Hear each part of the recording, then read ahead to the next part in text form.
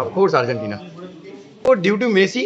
Messi হচ্ছে আমাদের কাছে একটা চোখে আরামদায়ক খেলোয়াড়, যে আরাম দেয়, যে এন্টারটেন করে, যে ওর ছোট ছোট স্কিল দিয়ে আমাদের চোখে আরাম দেয়। অফকোর্স আমরা রোনাল্ডোকে আমরা লেজেন্ড অফকোর্স রাখবো, কিন্তু মেসি একটাই জন্মায়, পৃথিবীতে একটাই জন্মায় আফটার মারাদোনা।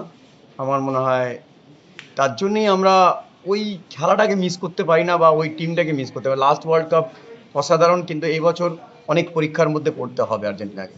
রোনাল্ডোর হার্ডওয়ার্ক, রোনাল্ডোর ডেডিকেশন, রোনাল্ডোর স্যাক্রিফাইস, তার জন্যেও রোনাল্ডো জিতুক।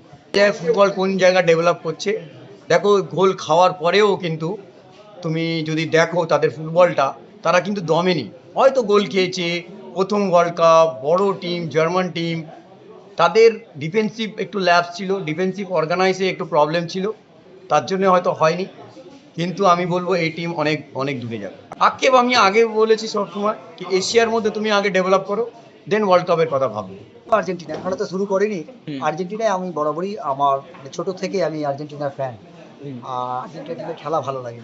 আমি তো মারাদোনার খেলা সেরকমভাবে দেখতে পাই, ভিডিওতে যেটুকু দেখেছি ওর থেকে। আর আমি অনেক সময় অনেক ফ্যান ছিলাম। তারপরে ধরো তোমার বাতিস্তুতা, এইসব প্লেয়ার, কত লিওনেল মেসি আছে। যে কোনো টুর্নামেন্ট, আবার কি এটা আবার ওয়ার্ল্ড কাপের মতো একটা ম্যাচ, সেখানে তুমি বুঝতে পারছো ওয়ার্ল্ড কাপের মতো ম্যাচে প্রথম খেলতে নামে একটা প্রেশার থাকে, আর এত সমর্থন। তাও 1-1 ড্র হয়েছে। তো আমি মনে করি যে ব্রাজিলকে নিয়ে যারা এত চিন্তা করছে, আমার মনে হয় চিন্তা করার কিছু নেই। দেখো, ওরাও নিজেরাও জানে যে আমরা কোনো টিমের সঙ্গে ড্র করা মানে হার। তো ব্রাজিল চেষ্টা করেছে, কিন্তু আর ভিনিসিয়াসের গোলটা ভালো ছিল। কিন্তু আরও কম্প্যাক্ট। সব থেকে আমার যেটা খারাপ লেগেছে দুটো টিমের মধ্যে না, আমি যেটুকু খেলা দেখেছি এই 3:30-টের সময়, বক্সের বাইরে থেকে একটা শটও কেউ নেয়নি, যেটা আমার খুব অবাক লেগেছে। এখনকার মডার্ন ফুটবলে বাইরে থেকে কেউ শট নিচ্ছে।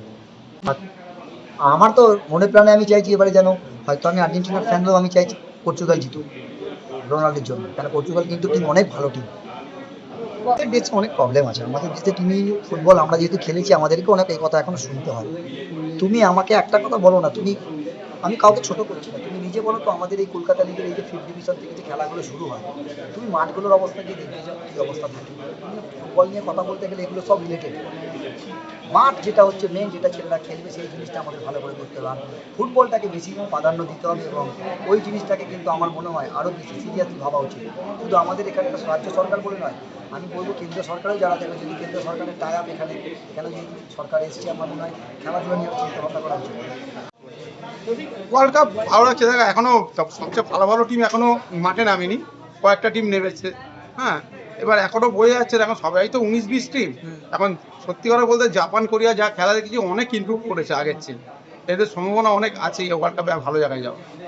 দেখো, আমি ছোটোবেলার যে ব্রাজিল সাপোর্ট করি, সেহেতু মেসিকে আমি ভালোবাসি। মেসির খেলা দেখে, মেসি যেহেতু লাস্ট ইয়ার চ্যাম্পিয়ন হয়েছে, আমি খুব খুশি হয়েছি যে মেসি চ্যাম্পিয়ন। আমি চাই এবছর যেরকম মেসি রোনাল্ডো যে এত নাম, রোনাল্ডো এখন ওয়ার্ল্ড কাপ পাই, কিন্তু রোনাল্ডো যদি পায় আমি খুব খুশি হব। সে তো দেখো ফার্স্ট ম্যাচ সবার ঝলকটা কি দেখা গেছে, সাম্বা ঝলকটা? না, সেরকম তো এখনো অব্দি দেখা যায়নি। ব্রাজিল টিমটা বহু বছর ধরেই এরকম খেলছে, তাই না? কেন এখনো ধরো নেইমার যদি ফিট হয়ে নামতে পারে, একটা ভালো জায়গায় আসতে পারে। হতেই পারে এবছর 19-20 সব টিম, বললাম না এক বছর কেউ খুব একটা ভালো না, খুব একটা খারাপ না, মোটামুটি 19-20 টিম আছে, যে কোনো টিম চ্যাম্পিয়ন হতে পারে এবছর। আমার সবসময় ছোটোবেলা থেকে আমি যবে থেকে ফুটবল জ্ঞান এসছে, আমার আর্জেন্টিনা সাপোর্টার। আর্জেন্টিনা যেমন মারাদোনা থেকে আমি খেলা দেখি, মারাদোনার খেলা দেখে ফুটবলের প্রতি আমি ভালোবাসা হয়েছে, আর্জেন্টিনার প্রতি এখন মেসি সারা বিশ্বের 1 নম্বর প্লেয়ার, তাই আর্জেন্টিনাকে আমি সাপোর্ট করি। দেখো, ব্রাজিলের যেটা আমরা ছোটোবেলা থেকে দেখেছি, ব্রাজিলের সেই সাম্বা খেলা, এত ভালো ফুটবল, সেটা কিন্তু আমার চোখে পড়েনি মরক্কো ম্যাচে। কারণ দেখো, ব্রাজিল টিম এরা বড় টিম, এরা যখন তখন যা ইচ্ছা করতে পারে। নেক্সট ম্যাচ হাইতির সাথে ফার্স্ট ম্যাচ ড্র হয়েছে বলে ডেমোলাইজ হওয়ার কিছু নেই। কোচ, ওদের অভিজ্ঞ কোচ অ্যানসেলোত্তি, অনেকগুলো ট্রফির কোচ। তাহলে আমি বলবো যে এরা কিন্তু নেক্সট ম্যাচ হাইতির সাথে এবং বড় ব্যবধানে জিতে কিন্তু ওরা কোয়ালিফাই করবে, এটাই আমি আশা করি।